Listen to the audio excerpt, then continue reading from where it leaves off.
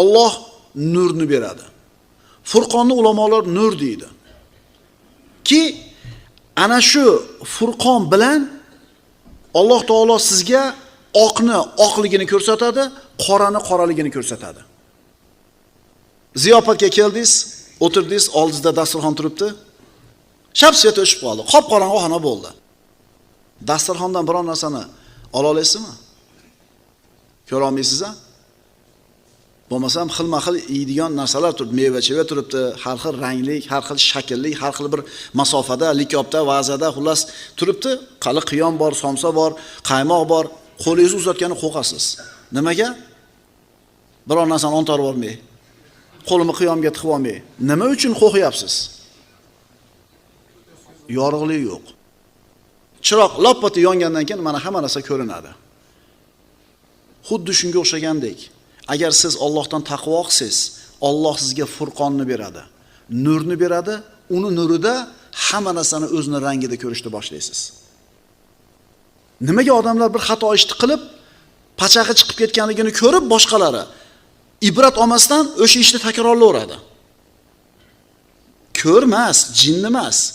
Bir odam zulm qildi, mansabdor edi yoki qandaydir qo'lida quvvati bor edi, zulm qildi odamlarga. Haligi odam 1 yil, 2 yil o'tgandan keyin halok bo'ldi. Vayron bo'ldi dunyoda. Endi uni orqasidan shu mansabga o'tirayotgan odam ko'rib turib shu ishni yana qilaveradi. Nimaga qilyapti uni, bilasizmi? Mana shu Furqon yo'q. Mana shu nur yo'q. Alloh bergan nur bo'lganida, to'xta. Mana ishni qiluvdi, oqibati manaqa bo'ldi. Mana odam bunday qiluvdi, oqibati bunday bo'ldi. Shuni qilmay der edi. Lekin u nimaga shu gapni aytib o'zini bu ishdan to'xtatmayapti? Nima yo'q? Endi tushunyapsizlarmi nimaga odamlar o'tgan safar bosib turib tarag'ini bosuvdi, yer tarag'ini. Sop kelib peshonasiga urdi. Dars olish kerak u inson. Keyin yana xuddi o'sha tarag'ini kelib bosaveradi, yer tarag'ini peshonasiga kaltayaveradi. Nimaga bosyapti har safar? Alloh unga mana shu nurni bermadi. O'shuning uchun odamlarda bitta xatoni qilib turib, pachag'i chiqdi, keyin yana shu ishni qilayotganini ko'rib turib, hayron bo'lmanglar. Alloh unga shu nurni bermadi. Uni ko'zi ochilmadi. Ey iymon keltirganlar, agar sizlar Allohdan qo'rqsanglar, sizlarga Furqonni beradi. Haq bilan nohaq narsani ajratadigan ilmni, nurni beradi. Bizda shu nur bormi, yo'qmi? Bizda shu nur bormi, yo'qmi? Dada, mana sotaylik 300% ekan ishi. Bolam bo'lmaydi deydi. Harom bu deydi. Dada, mana qilaylik, qo'y bolam deydi. Haligi bola ko'rda hali nuri yo'q. U dadani o'sha nuri peshonasida ko'zi ochilib qolgan. Kaltayorib Alloh taolo nurni ochib qo'ygan, qo'y bolam deydi, qilma deydi. Onani qarang yuribdi-yu, manoni qarang yuribdi, tek qo'y deydi. Ko'rasan deydi. Oradan 5-6 yil o'tgandan keyin nima deydi? 20 ga kirgan bola sal ko'cha-ko'yga ahli yetib qoldi, pul topishga ahli yetib qoldida, dada, mana qilib mo biznes qilaylik deydi. Bolam qo'y deydi. Mana qilaylik, bolam qo'y deydi. Xullas onasiga kelib aytadi, dadam hech narsaga ahli yetmaydi deydi. Yuragi ham yo'q, parosati ham yo'q deydi. 30 ga kiradi hali yigit. 30 ga kirib 10 yil yana oshcha yashadi-da. Dadasini aytgan ba'zi narsalarni hayotda ko'rishni boshladi. Dadam ham ahli yetar ekan bu narsalarga deydi. Endi 40 ga kiradi bu yigit. 20 yil yashadi. 20 yoshidan keyin. Qarasa dadasini hamma aytgan gaplari to'g'ri chiqdi. Dadam hamma yo'qni bilar ekan deganda dadasi o'lib qolgan bo'lar ekan o'sha. Chunki otasi hayot degan darsxonadan dars olib, o'sha nurga ega bo'lib qolgan edi-da. Bu Furqon degan ilmni ulamolar ba'zida nur deyshadi. Ba'zida basirat deyshadi. Ba'zida ilhom deyshadi. Ba'zida hikmat deyshadi. Qo'yingki taqvo qilsangiz, bilgan ilmingizga amal qilsangiz, Alloh taolo sizga bilmagan ilmingizni o'rgatadi deyapti. Agar taqvo qilsangiz, bilgan ilmingizga amal qilsangiz, Alloh taolo sizga Furqonni beradi. Furqon nima ekan? Nur, basirat, ma'rifat, ilhom, hikmat. Ma'rifat, ilhom, basirat, hikmat, nur bularni bari Alloh taolo boyagi oyatda va'da qilgan Furqon deyiladi.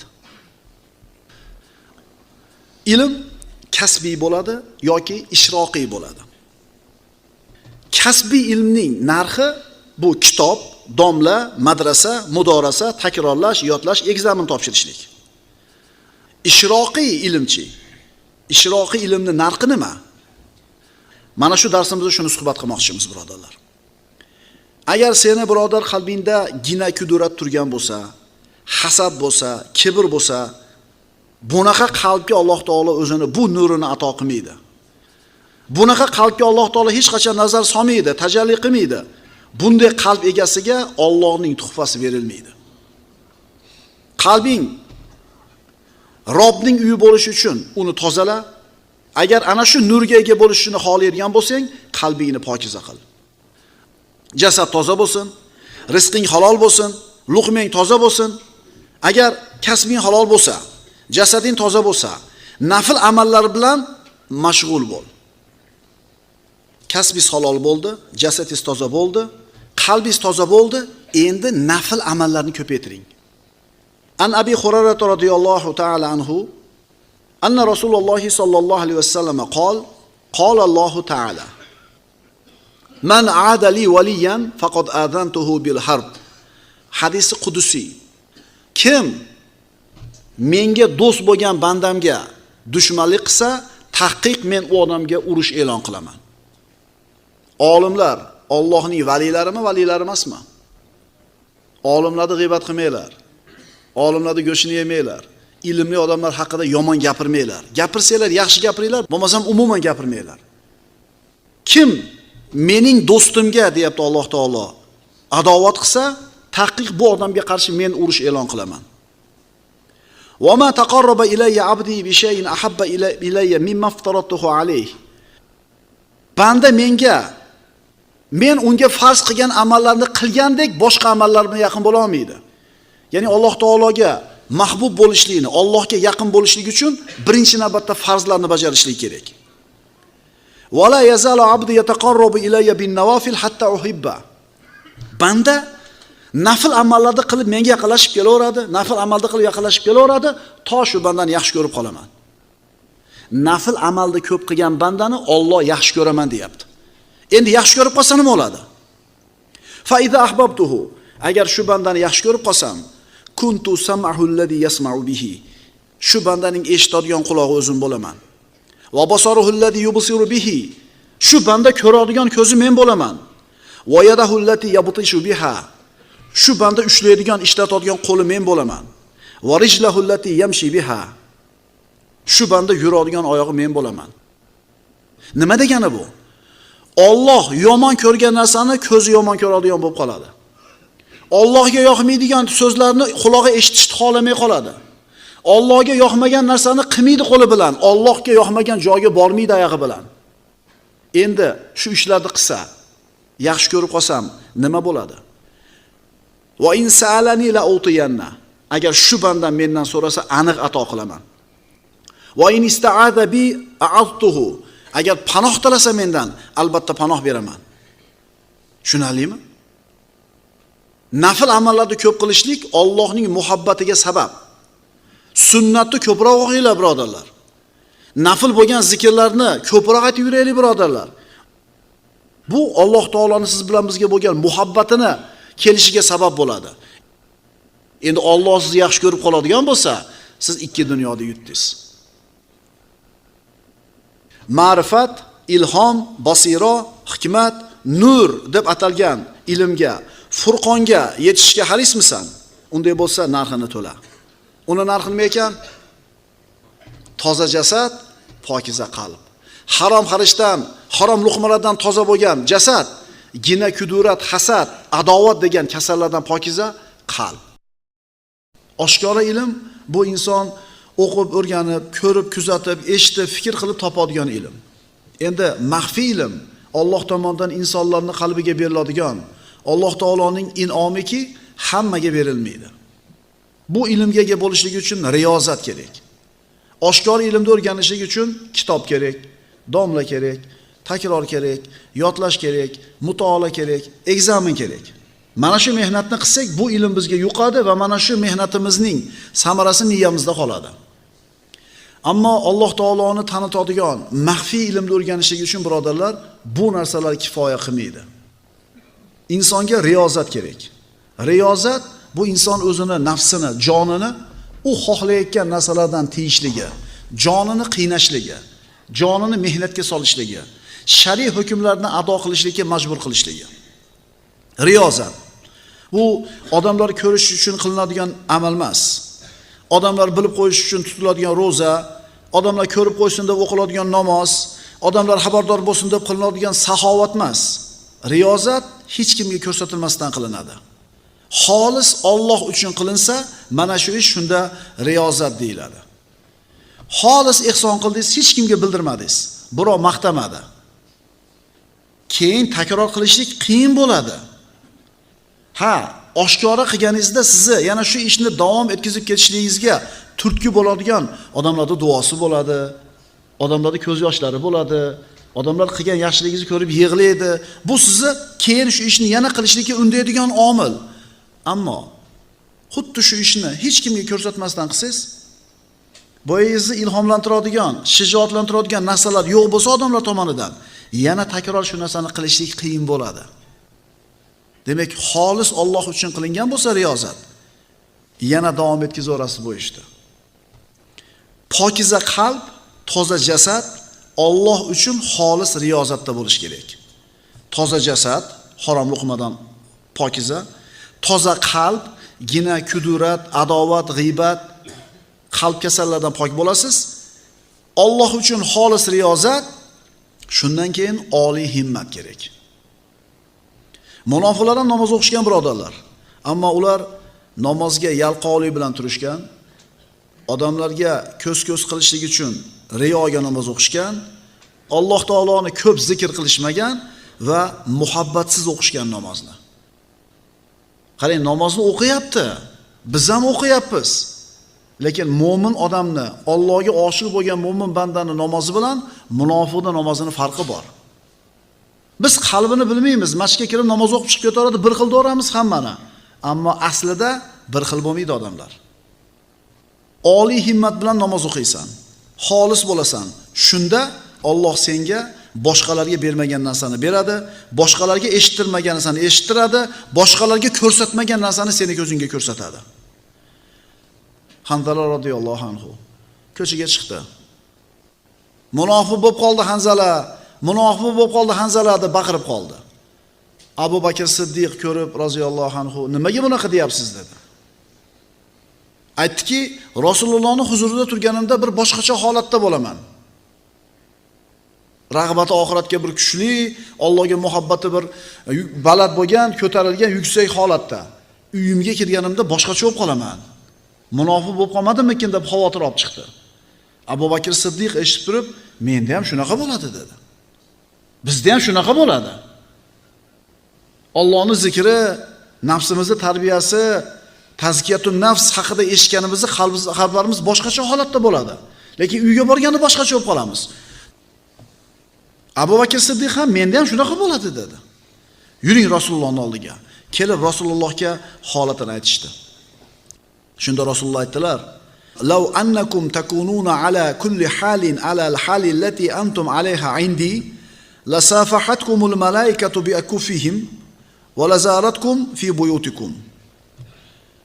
Rasululloh aytdilar: "Agar sizlar har bir holatingizda meni oldimda turgandagi holatda bo'la olganingizda edi, malaikalar sizlar bilan qo'l berib ko'rishgan va sizlarni uylaringizda ziyorat qilgan bo'lar edilar."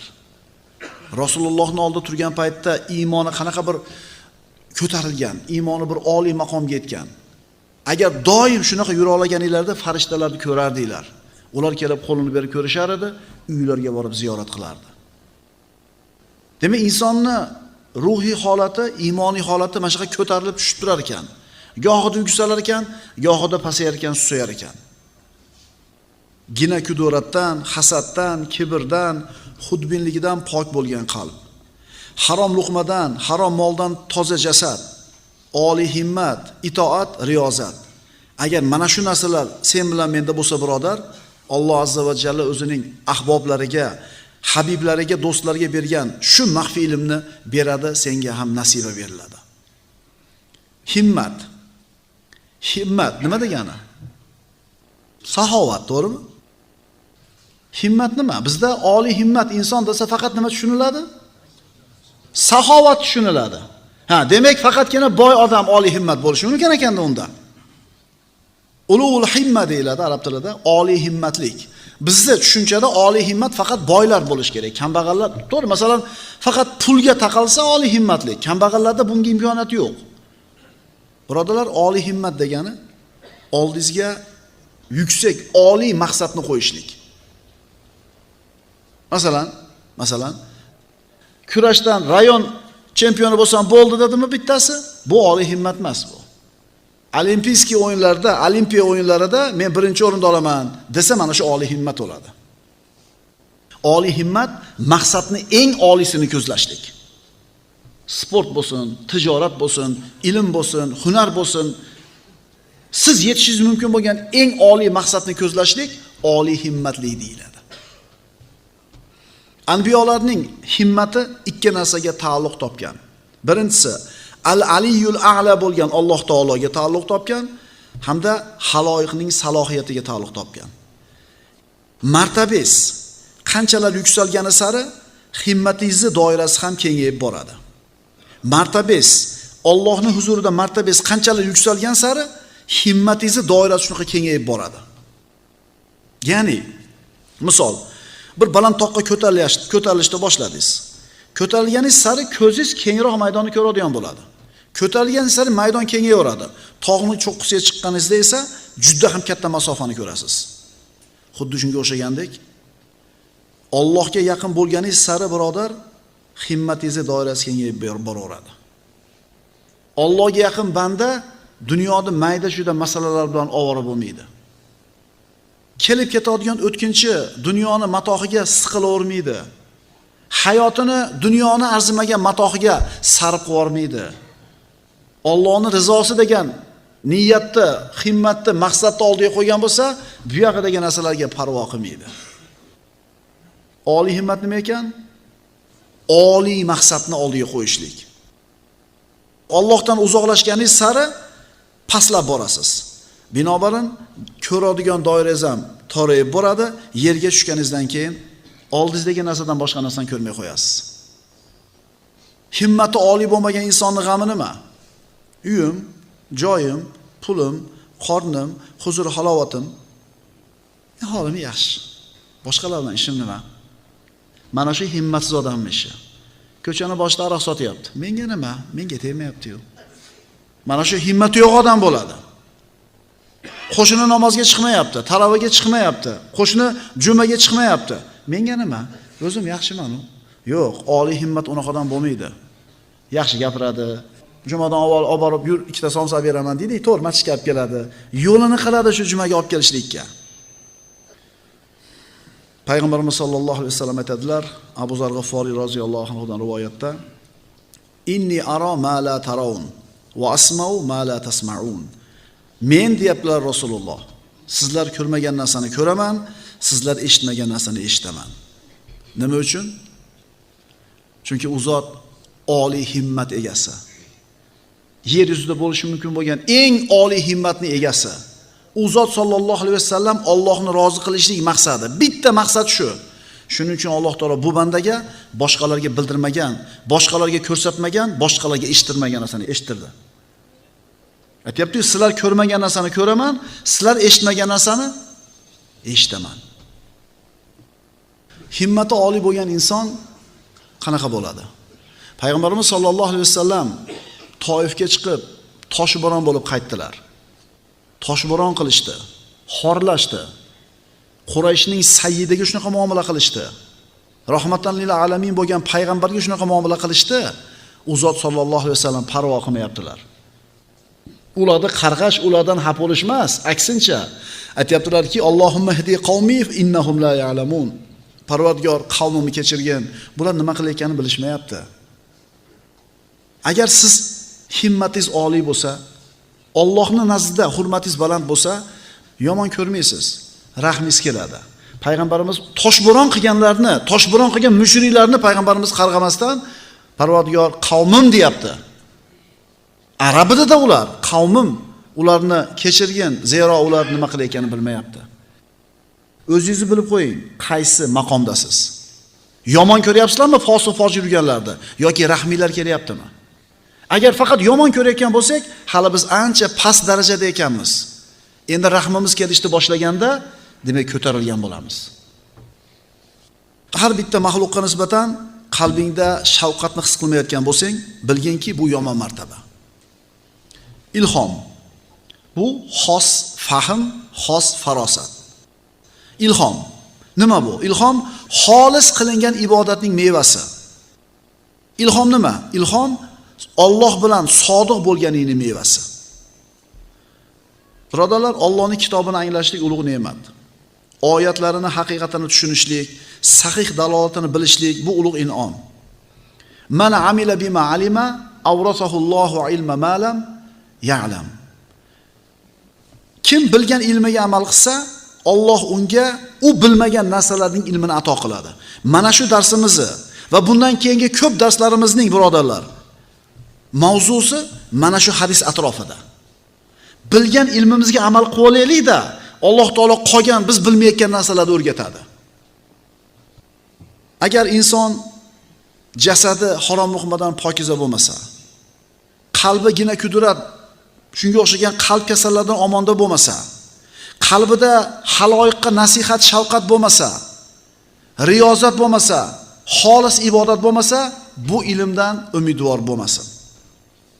Oshkor ilmni o'rganamiz, halol haromni o'rganamiz, unga amal qilamiz va biz hozir aytgan narsalarni qo'shamiz, shunda siz bilan bizga Alloh taolo ana shu ilmini ato qiladi.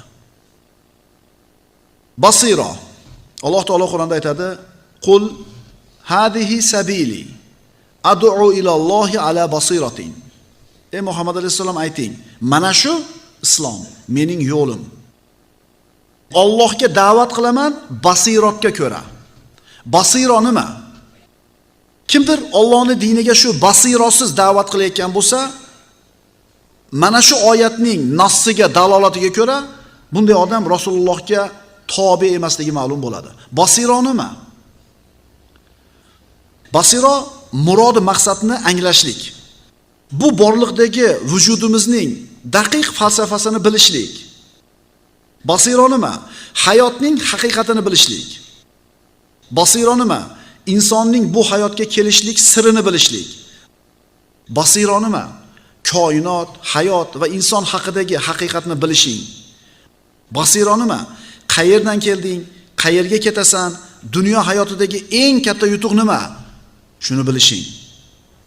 Sen dunyoda qilishing mumkin bo'lgan eng katta yaxshilik nima? Mana shu basironi nimaligini tushunishliging. Dinga da'vat qilyapti, dinda orqadagi maqsadini tushunmaydi. Hikmatini tushunmaydi, dinga da'vat qilaveradi. Va uning da'vati teskari natijani berib turaveradi. Mana shu dinni orqasida ko'zlangan maqsadni, hikmatni tushunishlik birodarlar nima deylar ekan? Basira deylar ekan. Hikmat. Hikmat haqida shoshilmasdan fikr qilishimiz kerak. Astagfirullah, yu'til hikmata man yasha va man yu'tal hikmata faqad utiya khayran kathira. Alloh taolo hikmatni o'zi xohlagan bandaga ato qiladi. Endi Alloh kimga shu hikmatni ato qilgan bo'lsa, juda ham katta xayriyatni, juda ham katta yaxshilikni beribdi. Hikmat Qur'onda ikki xil keladi. Mufrad alohida holatda keladi va kitob so'ziga ulanib keladi. Agar hikmat so'zi alohida kelsa, uni ma'nosi bir xil. Agar hikmat so'zi kitob so'ziga ulanib kelsa, ma'nosi yana bir xil. Agar hikmat so'zi alohida kelsa, u nubuvvat ma'nosida bo'ladi. Ibn Abbos aytadi, Qur'on ilmi, uning nosixi va mansuxi, muhkami mutashobihi, avvali keyini, haloli va haromi, shunga o'xshash narsalar hikmat deydi. Zahok aytadi, hikmat Qur'on va uni fahmlash. Mujohid aytadi, hikmat Qur'on, ilm va fiqh. Ayrim ulamolar aytadi, hikmat so'z va amaldagi to'g'rilik, savob. Yana aytiladi, Hikmat nima? Har bitta narsaning ma'nosini va uni haqiqatini tushunishlik. Hasan aytadi, hikmat dinda qo'rquvchi bo'lishga olib boradigan narsa. Agar hikmat so'zi kitob so'zi bilan birga kelgan bo'lsa, bu o'rinda sunnatni bildiradi. Yuallimuhumul kitaba val hikma. Ularga kitobni va hikmatni o'rgatadi. Muhammad Mustafa sallallohu alayhi vasallamning asosiy vazifasi odamlarga ular uchun nozil bo'lgan narsani bayon qilib berishlik. Hikmat haqida aytilgan eng go'zal ta'riflardan biri Imom Mujohidning so'zi bo'ladi. Hikmat nima? Hikmat haqni tanish va unga amal qilish. Haqni tanish va unga amal qilish. Shu odam hikmatli odam, shu odam hakim odam bo'ladi. Chunki inson haqni tanib turib amal qilmayotgan bo'lishi mumkin-da. Yoki bo'lmasam haqni tanimadi, lekin amal qilyapman deb o'ylaydi. Siz hakimmisiz? Sizda hikmat bormi? Ikkita narsa bo'lishi kerak. Haqni taning va unga amal qiling. Hikmat ikki xil bo'ladi. Ilmiy hikmat, amaliy hikmat. Ishlarning botiniga qarash, oqibatini ko'rish, satrlar orasini anglash, dalolatlarni tushunishlik, maqsadni anglash, natijalarni bilish bu ilmiy hikmat. Ana shu ishlarni botiniga qarash, oqibatini ko'rish, satrlar orasidagi narsani anglash, dalolatini tushunish, maqsadni bilish, natijalardan xabardor bo'lish. Amaliy hikmat nima? Har bir narsani o'zini o'rniga qo'yish, o'zining hajmiga qo'yish, qo'shmasdan, oshirmasdan, kamaytirmasdan, shoshiltirmasdan, kechiktirmasdan vaqtida qilish. Hikmat kerakli ishni chiroyli suratda vaqtida bajarishga aytiladi. Kerakli ishni, hamma ishni emas, kerakli ishni chiroyli suratda, eplama emas, chiroyli suratda va har qachon emas, vaqtida bajarish. Hattoki birodarlar, o'rganilgan har bitta narsani aytaverish ham hikmatsizlik. Nima degani bu? Kitobda o'qidingiz, ilmdan xabardor bo'ldingiz, ammo bu qavm ko'tara olmaydi uni hozir. Uni aytib bo'lmaydi. O'qigan, o'rgangan ilmingizni hammasini gapiraverish ham hikmat emas, chunki bir majlis bor, A'ni ko'tara olmaydi. Ikkinchi majlis bor, B'ni ko'tara olmaydi. Aytdik-ku, da'vatdagi hikmat kimga, nimani, qayerda, qachon, qanday qilib gapirishni bilish da'vatning hikmati. Man talaba shay'a qabla awanihi uqiba bihalmanihi. Mana shu yoshlarga tegishli narsa. Ozgina kitob o'qidik, sal gapirishni o'rgandik, ozgina ilmdan xabardor bo'ldik, 5-10 ta odam orqamizdan erchidi. O'zimizni olim his qilib qoldik. Rahbarlikni, boshliqlikni, shaharni domlasi bo'lishga da'vo qilib qolamiz. Hikmat aytilyapti, kim bir narsani talab qilsa, u narsaning hali vaqti kelmasdan turib, o'sha narsadan mahrum bo'lishlik bilan balolanadi. Hikmat nima? Hikmat kimga, nimani, qayerda, qachon va qanday qilib aytishni bilishlik. Ahmadga falon narsani aytish kerak, ammo Zaydga bu narsani aytib bo'lmaydi. Endi hikmatni qarshisida nima turadi? Hamoqat turadi.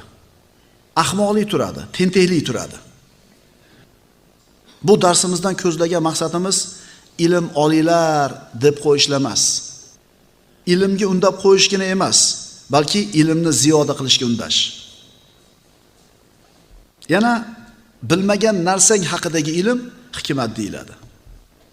Qarang, nimaga kofirlarning g'arbda hayoti zo'r, musulmonlarning hayoti nochor? Mana buni hikmatini tushunmaysiz. Buni sirrini, hikmatini tushunmaysiz. Orqasidagi hikmatni tushunmaganligingiz uchun siz har yerda o'ylanib, siqilib, bo'g'ilib yurasiz. Shu savolni beradi. Nimaga musulmonlar Allohning aziz bandalari bo'lsa, musulmonlar orqada qoloq desa har yerda innomay qolasiz. Endi qarab turing. Agar sizning nazaringizda bir inson boy badavlat yashayotgan bo'lsa, demak Alloh uni yaxshi ko'rgan bo'ladi. Agar kambag'al bo'lsa, buni aksimi? Agar shunday fikrda turgan bo'lsangiz, sizda ham hikmat yo'q ekan. Chunki Alloh bir bandani yaxshi ko'rganligini belgisi bu dunyo matohi emas. Fir'avnga o'zini zamonidagi eng katta saltanat berildi. Yaxshi ko'ramidi Alloh Firavunni? Lekin bu yerda Qorun Musa alayhisalom qavmidan kofir edi. Eng katta boylikni berdi zamonasiga. Nima? Alloh Qorunni yaxshi ko'ramidi? Yo'q. Ha, endi tushundingiz hikmatni. Alloh dunyoni berganligi shu bandani yaxshi ko'rganligi emas ekan. Alloh yaxshi ko'rgan bandasiga nimani beradi? Walamma balagha ashuddahu ataynahu hukman wa ilma kazalika najzil muhsinin. Qachoniki u balog'atga yetgach, biz unga hikmatni va ilmni ato qildik. Biz muhsin bo'lgan bandalarimizni shunday mukofotlaymiz. Yaxshi ko'rgan bandasiga ilm berar ekan, hikmat berar ekan. Muhsin bo'l, senga ham shu hikmatni Alloh taolo ato qiladi. Chunki qo'lingdagi dunyoing har qancha katta bo'lmasin, birodar, o'lganingda ajraysan. Dunyoing qoladi. Ammo ilm hikmating bo'lsa, ilm va hikmating bo'lsa, o'lganingda ham bu narsa senga asqotadi. Sen bilan qabringga ham kiradi bu ilming, hikmating, oxiratda ham seni yoningda turadi. Eng oliy martaba, birodarlar, ilm martabasi. Alloh taoloni tanishga olib boradigan eng ulug' martaba. Agar Allohni tanigan bo'lsang, sen hamma narsani taniding. Alloh taolo aytadi: "Ya ibn Adam, utlubni tajidni." Ey odam bolasi, meni izla, topasan. Fa idza wajadtani wajadta kulla shay. Agar meni topsang, hamma narsani topding. Agar meni topolmasang, hech narsani topolmading. Men senga hamma narsadan ko'ra mahbubroqman. Kim aytayapti buni? Meni topsang hech narsani yo'qotmading. Meni topsang hech narsani yutkizmading. Agar meni topmagan bo'lsang, biror narsaga ega bo'lganing yo'q. Ali ibn Abi Talib aytadi: aqli bor inson o'ylab ko'rsin. Alloh taolo Muhammad alayhisalomga dunyo matohini bermagan vaqtida Muhammad alayhisalomni Alloh xor qildimi yoki u zotga ikrom ko'rsatdimi? Bermaganda aziz qildimi, xor qildimi? Aziz qildimi? Agar kimdir xor qildi desa, aniq yolg'on gapiribdi. Agar ikrom ko'rsatdi desa, va bu to'g'ri gap. Agar Alloh payg'ambarimizga dunyo matohini bermasdan payg'ambarimizga ikrom ko'rsatdi desa, dunyo matohidan boshqa narsani olmagan odamni Alloh xor qildi degani bo'ladi. Tushundingizmi? Qo'lida dunyo matohidan boshqa hech narsa yo'q, na iymon bor, na solih amali bor. Agar faqat dunyo matohi qo'lida turib boshqa hech narsasi bo'lmasa, Alloh shu bandani nima qildi? Alloh bu bandani xor qildi. Muhammad alayhisalom 25 yoshida o'zidan 15 yosh katta bo'lgan Xadicha onamizga uylandi. 25 yil hayot kechirdi mana shu onamiz bilan. Payg'ambarimiz boy emas edi. Uyi kichkina, dunyo matohi yo'q. Lekin maqsad u dunyo matohi emas edi-da, o'shuning uchun saodatli edi u zot sallallohu alayhi vasallam. Dunyoga kelishdagi asosiy maqsadni anglash kerak, birodarlar. Asosiy hikmat shu. Allohni topgan banda nimani yo'qotibdi? Allohni topmagan banda nimani topibdi? Bechora dunyo ahllari dunyoga kelib ketishdi, lekin dunyodagi eng shirin narsani, eng go'zal narsani totishmadi, bilishmadi. Nima edi u? Allohni tanish edi, unga oshiq bo'lish edi, unga intilish edi. Birodarlar, bu darsimizda faqatgina ilm olinglar demoqchi emasmiz. Aytmoqchi bo'lganimiz, ilmni ziyoda qiling. Jannat eshiklari ochiq. Unga harakat qilgan odamlar uchun u eshik ochiq. Payg'ambarimiz sollallohu alayhi vasallam aytdilar: "Ishtaqtu li ahbabi." Ahboblarimni, ya'ni qalbimga mahbub bo'lgan ummatlarimni ko'rishlikka mushtoq bo'ldim dedilar. Sahobalar: "Avalasna ahbabuka?" Axir biz sizni qalbingizga mahbub bo'lgan odamlar emasmizmi? Biz sizni habiblaringiz emasmizmi?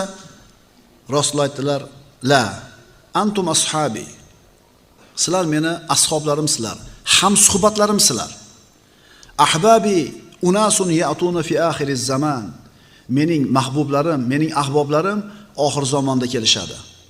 Al-qobidu minhum ala dinihi ka qobidi ala jamr. Ulardan dinini mahkam ushlagan odam xuddi cho'g'ni ushlagan odamdek bo'lib qoladi. Ajruhum ka ajri sab'in. Ularning ajri 70 ta odamning ajrichalik bo'ladi. Sahobalar ularning 70 tasining ajri bizni bittamiz ajrimizchalik bo'ladimi? Yoki ularning bittasining ajri bizni sahobalarning 70 tamiz ajrimizchalik bo'ladimi? Deganida ularning bittasining ajri sizlarning 70 talarda ajri bilan teng bo'ladi dedi. Nimaga? Nimaga deb so'rash sahobalar. Aytdilarki, li'annakum tajiduna alal khayri mi'wanan va la yajidun. Chunki sizlar haqni ustida yordamchilar bor. Men turibman sizlarga yordamchi bo'lib haqni ustida. Ular haqni ustida turganida ularga yordamchi bo'lmaydi. Men vafot etgan bo'laman dedi. Ana shu uzotning ahboblaridan bo'lishiga Alloh taolo hammamizga nasib qilsin. Bu narsa birodarlar faqatgina ilm yo'li bilan bo'ladi. Ilm yo'li bilan bo'ladi, ilm yo'li bilan bo'ladi. Ilmimiz qancha ko'paygan sari, basiratni, hikmatni tushunganimiz sari, Parvardigorimizga darajamiz ko'tarilib yaqin bo'lganimiz sari himmatimiz oliy bo'ladi. Va boshqalar ko'rmagan narsani ko'ramiz. Boshqalar tushunmagan narsani tushunamiz. Boshqalarga Alloh bildirmagan narsalarni bilamiz. Alloh azza va jalla bandalarga turli ne'matlarni ato qildi. Sog'lik, boylik, mansab, farzandlar, kuch-quvvat. Albatta bular Alloh taoloning ulkan in'omlari. Qur'oni Karim insonlarda qadr-qiymatini belgilashlikda biz aytib o'tgan bu dunyo matohlarini birontasiga e'timod qilmadi, suyanmadi. Bir bandani ikkinchi bandadan martabasi balandligini iymon bilan, ilm bilan, amal bilan belgiladi. Astagfirullah. Amman huwa qanitun ana al-layli sajidan wa qa'iman yahdharu al-akhirata wa yarju rahmata rabbih. Qul hal yastawi alladhina ya'lamuna wal ladhina la ya'lamun. Innama yatadhakkaru ulul albab. Mana Robbimiz subhanahu va taoloning nazdida qaysi banda boshqalardan afzal? Nimasi bilan bir banda boshqa bandalardan afzal bo'ladi? Yoki kechalari sajda qilgan va qiyomda tik turgan holda toat ibodat qilguvchi, oxiratdan qo'rqadigan va Parvardigorining rahmatidan, marhamatidan umid qiladigan kishi bilan kufr isyonga g'arq bo'lgan kimsa barobar bo'lurmi? Ayting, biladigan zotlar bilan bilmaydigan kimsalar barobar bo'lurmi? Dar haqiqat faqat aql egalarigina pand nasihat olurlar. Biladigan zotlar bilan bilmaydigan kimsalar barobar bo'lurmi? Hargiz barobar bo'lmaydi. Albatta ilm martabasi birodarlar eng oliy martaba. Iymon yo'liga yurgan har bitta banda mana shu qo'ygan qadami ilmga asoslangan bo'lishligi kerak. Agar mana shu haqqa qadam bosib ketayotgan odamni birinchi qadamidan oxirgi qadamigacha unga ilm hamroh bo'lmaydigan bo'lsa, birodarlar, bu odam to'g'ri yo'lda sobit tura olmaydi. Chunki ilm insonni to'g'rilab turadi. Chunki odam bolasi borki, xato qiladi. Toyilib ketishi bor, o'ngga, so'lga og'ib ketishi bor. U to'g'ri ketyapman deb o'ylayveradi. Agar ilm bo'lmasa, og'ib ketganligini sezmay qoladi. Allohning roziligiga to'g'ri olib boradigan yagona yo'l bu ilm yo'li. Alloh azza va jalla Muhammad alayhisalomga xitob qilib shunday deydi. Astagfirullah. Fata'ala Allohul malikul haq va la ta'jal bil Qur'an min qabli an yuqda ilayka wahyuh va qur robbi zidni ilma. Haq podshoh Alloh yuksakdir. Ey Muhammad alayhisalom, sizga Qur'on vahiysi bitishidan ilgari qiroat qilishga shoshmang. Va ayting, Parvardigorim ilmimni yanada ziyoda qilgin. Qur'onda bittagina oyat bor, Alloh taolo ziyoda qilgin degan oyat. Ya'ni bandaga Alloh taolo mana shu narsamni ziyoda qilib ber deb so'ragan bitta narsa ilm. Bironta bir o'rinda Parvardigor umrimizni ziyoda qilgin, pulimizni ziyoda qilgin, mansabimni, quvvatimni ziyoda qilgin degan chaqiriq yo'q Qur'onda. Faqatgina va qur robbi zidni ilma. Ey bandalarim, Parvardigor ilmimni ziyoda qilgin deb so'raylar deyapti. Qolgan narsani ziyoda qil deb so'radigan emas Alloh taolo. Shundan bilsak bo'ladi ilm qanchalar ulug' martaba. Imomul Junayd aytadi: Allohga olib boradigan yo'llarning hammasi haloyiq uchun to'silgan. Faqat Rasulullohning yo'liga ergashgan insonlar uchun ochiq. Ya'ni Muhammad Mustafa sallallohu alayhi vasallamning yo'lini ushamabdimi? Bu odam har qancha aqlli bo'lsin, har qancha chiranmasin, Rasulullohning yo'lini ushamagan odam Alloh taoloning eshigini oldiga yo'lni topa olmaydi. Qo'limizda birodarlar kitob va sunnat turibdi. Mana shu ikkita narsa siz bilan bizning dinimizning manhaji, siz bilan bizning hayotimizdagi dastur. Qilayotgan ishlarimizni mana shu ikkita narsa bilan, kitob va sunnat bilan o'lchashimiz kerak. Chunki inson hozirlik qilayotgan ishini to'g'ri deb qilaveradi, og'ib ketganini bilmay qoladi, agar ilmi bo'lmaydigan bo'lsa. Ilm uning yo'lini to'g'rilab turmasa, adashib ketishligida shubha yo'q. Chunki nafsi bor, shaytoni bor, dunyoning fitnasi bor. Agar oxirating haqida g'am qilsang, birodar, abadiy saodatni, najotni g'amida yurgan bo'lsang, amallaringni kitob va sunnat bilan to'g'rila. Endi kitob va sunnat bilan to'g'rilashlik uchun avval u kitob va sunnat ilmidan xabardor bo'lish kerak. Kitob va sunnatni o'zimizga andoza qilib, o'lchov qilib olishimiz uchun avvalambor ularni o'rganishimiz kerak. Chunki kallangizga kelgan har bitta fikr to'g'ri bo'lavermaydi. O'yingizga kelgan har bitta fikr kitob va sunnatga tushavermaydi. Aqlingizni ham, fikringizni ham mana shu ikkita narsa bilan to'g'rilab olishingiz kerak, kitob va sunnat bilan. Mana Alloh taolo siz bilan bizni tavba qilishga buyurgan. O'zi tavba qilish uchun ham ilm kerak. Nima uchun? Qilgan ishingizni gunoh ekanligini bilsangiz, keyin tavba qilasiz-da. Qilayotgan ishingizni gunoh ekanligini bilsangiz tavba qilasiz. Agar gunohda bilmasangiz nimaga tavba qilasiz? Demak, tavba qilishlikning birinchi bosqichi, birinchi qadami nima ekan? Ilm. Akalar, ilm bo'lmasa musibat. Odam halol bilan haromning farqiga borsin. Nima mumkin, nima mumkin emas bilsin. To'g'ri va noto'g'ri degan narsalarni ajratib olsin. Shunda nimani qabul qilish kerak, nimani qabul qilmaslik kerak, shunda farqiga boradi. Ulamolar aytishadi, Rasululloh sallallohu alayhi vasallamga iqtido qilmasdan har bitta qilgan ishing bu seni havoyi xohishing, havoyi nafsing. Yo Rasulullohni sunnati bilan, u zotni bergan ilmi bilan birga bo'lasan, yoki havoyi nafsing bilan. Uchinchi yo'l yo'q. Aytiladi, sunnatga ergashilmasdan qilingan har bitta amal botil bo'ladi. Demak, sunnatni bilishlik kerak. Payg'ambarimiz sollallohu alayhi vasallamning siyratlarini o'rganishlik kerak bo'ladi. Modomiki payg'ambarimizning qilgan har bitta ishi bizga shariat ekan, har bitta buyrug'i, qaytarg'i shariat ekan, har bitta bir fe'li, so'zi shariat ekan, u zotning sunnatini o'rganishimiz kerak. Siyratini o'rganishimiz kerak. O'tirib ko'rishlik sunnatmi yoki tikka turib ko'rishlik sunnatmi? Bizga o'tirib ko'rishlik sunnat degan xabar keldi. Demak, majlisda o'tirganimizda burakalada o'tirib ko'rishdik. Sunnatga amal qildik. Yaxshi. Endi jo'ralar o'tiribmiz, 20 ga kirgan, 25 ga kirgan yigitlar, kelinglar yigitlar deb duo berganda dadasi kirdi. 20 ga kirgan bolalar, keling hoji aka deb o'tirib ko'rishyapti. Ali osoqol hamma bilan ko'rishib chiqib, o'tirib duo berib chiqib ketdi. Chiqib nima deydi? Nima deydi? Jo'ralaring beodob ekan deydi. Dada, sunnat bu deydi. Bolam, beodoblik sunnatmi deydi. Turib ko'rishay desa, tark sunnat bo'lib qoladi. O'tirib ko'rishay desa, beadablik bo'lyapti. Savol: nima? Sunnat beadablikmi? Yo'q, beadablik emas. Ayni odob sunnat. Sunnat bu odob, odob bu sunnat. Siz payg'ambar sollallohu alayhi vasallamning bitta hadisini eshitdingiz. Endi payg'ambar alayhisalomning shu masalada aytgan boshqa hadisi ham bor, uni bilmaysiz. Rasulullohning hayotida bir mavqif bor, voqea bor, uni bilmaysiz. Tushunyapsizmi? Bitta hadisni yoki bitta narsani eshitib olib turib, shu bilan to'xtab olgan odam muammoga kirib qolishi mumkin. Banu Qurayzaning ustidan hukm chiqarishlik uchun Rasululloh Masjidun Nabaviyda jarohatlanib yotgan Sa'd ibn Muozni olib keltirdilar.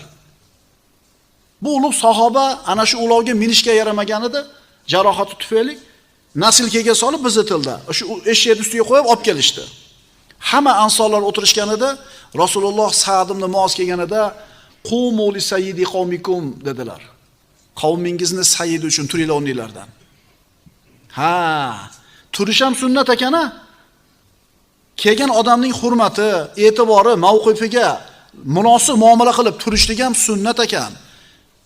Demak, siz faqatgina o'tirib ko'rishlik sunnat degan gapni eshitib turib, ikkinchi sunnatdan xabaringiz bo'lmasa, beadablikni qilib turib sunnatga amal qilyapman deysiz. Mana shu narsani ilm deyiladi, birodarlar. Shuning uchun birodarlar, ilm u siz bilan biz bilganlar narsa emas. Ilm biz o'rgangan narsa ilmda deylik 1%dir, 0.5%dir aytaylikki, meni bilganimdan ko'ra bilmaganim ko'proq. Endi bu sunnatni bir tomon ushlashlikka misolda o'tirib ko'rishlik ham sunnat ekan, turib ko'rish ham sunnat ekan. Anzilin nasa manazilahum deganlar Rasululloh boshqa hadislarida odamlarni o'zlariga loyiq bo'lgan joyga o'tkazinglar. Ya'ni odamlarda o'ziga yarasha muomala qilinglar degani. Masalan, yurtning rahbari keldi. Qavmning bir peshvosi ulug'i keldi. Mana shu qishloqning oqsoqoli keldi. Oqsoqol yuring oldiga. Sahobalar Alloh bilan qanday muomalada bo'lishgan? Husni odobda, haybat va davomiy muroqabada. Muhammad alayhisalom bilan qanday muomalada bo'lishgan? Sunnatni ushlash va ilmni o'zlariga lozim tutish bilan. Allohning avliyolari bilan qanday muomalada bo'lishgan? Ularga xizmat qilish bilan, ularni hurmat qilishlik bilan muomala qilib turishgan. O'zining oilalari bilan qanday muomalada bo'lishgan sahobalar? Go'zal xulq bilan, husn muomala bilan. Birodarlari bilan qanday muomalada bo'lishgan? Ochiq yuz bilan, bashoshat bilan. Johillar bilan qanday muomalada bo'lishgan? Ularga rahmli bo'lish bilan, duo bilan. O'shuning uchun kimlardir g'iybat qilsa, kimdir nojo'ya muomalani qiladigan bo'lsa, Allohni tanigan odam ularni qarg'amasdan, ularga bir rahmdil bo'lib, ularga rahmi kelib, haqqiga duo qilib qo'yishlik kerak. Parvardigor insof bergan bularga ham. Sahobalar o'zlarining nafsi bilan qanaqa muomalada bo'lishgan? Nafsiga muxolif bo'lishgan. Nafsi xohlayotgan ishni teskarisini qilishgan. Shayton bilan qanaqa muomalada bo'lishgan? Shaytonni o'zlariga dushman deb bilishgan. Yana aytiladi, kim o'zining nafsiga so'zida, fe'lida sunnatni amir qilib olsa, so'zi hikmatli bo'ladi. Kim o'zini nafsiga havosini amir qilib olsa, bid'atni gapiradi. Astagfirullah. Qul atiiulloha va atiiur rasul fa in tawallaw fa innama alayhi ma hummila va alaykum ma hummiltum va in tuti'uhu tahtadu va ma alar rasuli illa al-balagul mubin. Ayting, Allohga bo'yinsuningiz va payg'ambarga bo'yinsuningiz. Endi agar yuz o'girsangizlar, bas payg'ambar zimmasida o'ziga yuklangan narsa bordir. Sizlarning zimmangizda esa o'zlaringizga yuklangan narsa, payg'ambarga bo'yinsunish bordir. Agar unga bo'yinsunsangiz, hidoyat topursiz. Agar payg'ambarga bo'yinsuysanglar, keyin hidoyat topasizlar. Payg'ambar zimmasida faqatgina yetkazib qo'yishlik bor. Oyatning dalolati qat'iy. In tuti'uhu tahtadu. Agar unga itoat qilsanglar, bo'yinsunsanglar, shunda to'g'ri yo'lda bo'lasizlar. Muhammad Mustafa sallallohu alayhi vasallamga. Yana aytiladi, ilm boshliqdir. Xavf esa yo'llovchidir.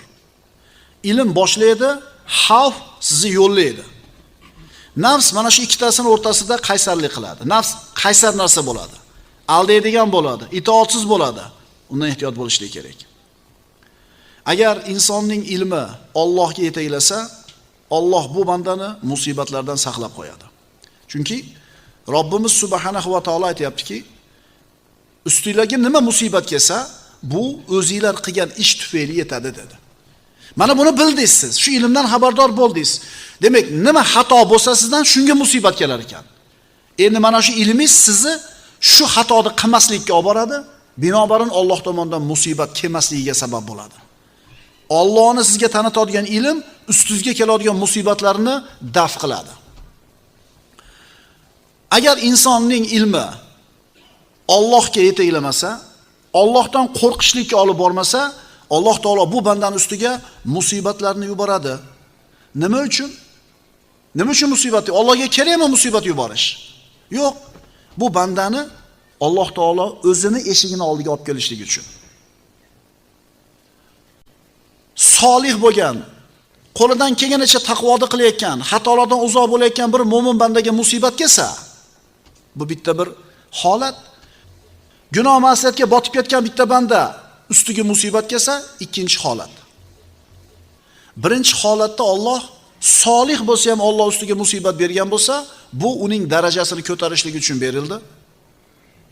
Ikkinchi holatda fosiq, fojir bo'lib turganda ustiga musibat kelsa, Alloh bu bandani o'zining eshigiga qaytarishlik uchun berdi. Ikkala holatda ham musibat iymoni bor mo'min odam uchun foyda bo'lyapti. Bittasini gunohdan to'xtalishiga, ikkinchisini darajasini ko'tarilishiga. Qarangda, payg'ambarimiz aytganlaridek, ajabanli amril mu'min deydilar Rasululloh. Mo'minning ishiga hayronman. Yaxshilik kelsa ham uni foydasiga, yomonlik kelsa ham uni foydasiga. Yaxshilik kelsa shukr keltiradi, Alloh rozi bo'ladi. Musibat kelsa sabr qiladi, unda ham Alloh rozi bo'ladi. Bu faqat mo'minga berilgan fazilat. Demak, siz Allohning eshigiga iymoningizdan, Allohga bo'lgan muhabbatingizdan kelib chiqib yaqin kelasiz, yoki Alloh tomonidan berilgan musibat tufayli Allohning eshigiga qaytasiz. Allohga muhabbatingizdan kelib chiqib turib Allohning eshigiga yaqin kelasiz ixtiyoringiz bilan. Yoki Alloh tomonidan kelgan balo tufayli majbur kelasiz Allohning eshigiga. Qaysinisini martabasi balandroq? Birinchisimi?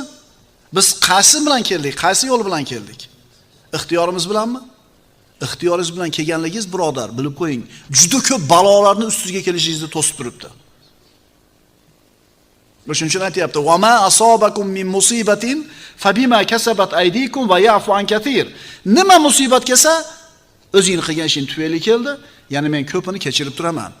10 ta xato bo'ldi, bittasiga Alloh jazo berdi. Shu bilan 10 tani yubordi. Agar har bittasiga yuborganda musibatda avariya olib ketib tirik qoldi, esini yig'madi. Bir dardni berdi Alloh taolo, yana qaytardi, esini yig'madi. Bular bari signal edi. Lekin nima qilmadi uni? Tushunmadi. Allohga muhabbating, iymoning sababli kelganing qayoqda-yu, musibat sababli yaqin kelganing qayerda? Ulamolar aytishadi, Allohning shifoxonasida, Alloh taoloning aptekasida dorilar juda ham ko'p. O'sha dori achchiq bo'ladi, lekin ichishlik kerak kasaldan qutulishlik uchun. Shuning uchun Alloh taolo siz bilan bizga mana shunday bir musibatni bersa, bu bir achchiq doriga o'xshar ekanki, o'shini ichsak tuzalamiz. Millionlagan sabab tufayli insonning hayoti jahimga aylanib ketishi mumkin. Shuning uchun agar insonning ilmi shu insonni Alloh tomoniga yetaklasa, Alloh bu bandasining qalbiga sakinatni ato qiladi. Yaxshilik kelganda ham xotirjam qalbi, musibat kelganda ham xotirjam qalbi. Gunohlarimga kafforat bo'ldi. Buni bir hikmati bor. Bu ish bejiz bo'lmadi. O'zimdan bir o'tib qoldi-da deydi-da, o'shini ham xotirjam. Chunki gunohlarga nima bo'ldi? Kafforat bo'ldi. Ilm tufayli birodarlar inson o'zini adashganini anglaydi, johilligini anglaydi. Shunda Allohdan qo'rqadi va mana shu qo'rquvi Allohning dargohiga yetalab keladi. Ilm ikki xil bo'ladi. Alloh subhanahu va taoloning o'zidan olingan ilm, mahluqotlardan olingan ilm. Biz barhayot hay bo'lgan, abadiy hay bo'lgan Xoliq subhanahu va taolodan ilm olamiz. Endi Allohga iymon keltirmaganlar o'zlariga o'xshagan odamlardan ilm oladi. Odamlarning ilmlari bir-birlaridan bo'ladi. Biz Allohdan olamiz ilmni. Bu koinot haqida birodarlar, dunyo hayotini nima ekanligi haqida odamlar ham fikrlarini bildirib gapirgan. Bu dunyo hayoti deb turib filosoflar bor, allomalar, donishmandlar bor. Dunyo hayotining nima ekanligi haqida odamlarning gapirgan gaplari ham bor. Endi mana shu dunyo hayotini yaratgan Alloh taoloning ham gapirgan gapi bor. Dunyo hayoti nima ekanligini odamlarning gapidan o'rganamizmi? Yoki shu dunyoni yaratgan Allohning gapidanmi? Yana kimdir aytishi mumkin. Kitobi sunnat turganda boshqa narsani nima qilaman? To'g'ridan to'g'ri ikkalasini olib ketaveraman. Birodar, agar sen kitobi sunnat ma'rifatiga, ilmiga beparvo bo'ladigan bo'lsang, sen g'ir johil odam ekansan. Kitobi sunnat turganda qolgan narsani nima qilaman deyotgan bo'lsang, bu ilmda nimaligini tushunmabsan. Sen aytayotgan so'zing g'ir johiliy so'z. Sen bilan menga Rasulullohning hadislarini yetkazib bergan insonlar, olimlar bo'lmaganida sunnatni nimaligini qayerdan bilar edik? Rasulullohning qilgan ibodatlari, ulamolar ana shu ibodatlarni siz bilan bizga naql qilib bermaganida qayerdan olar edik? Tushundinglarmi? Kitobi sunnatni o'zi yetadi degan odam g'ir johilni so'zini aytayapti. Sen eplolmaysan kitobi sunnatda o'zini ushlab amal qilib ketgani.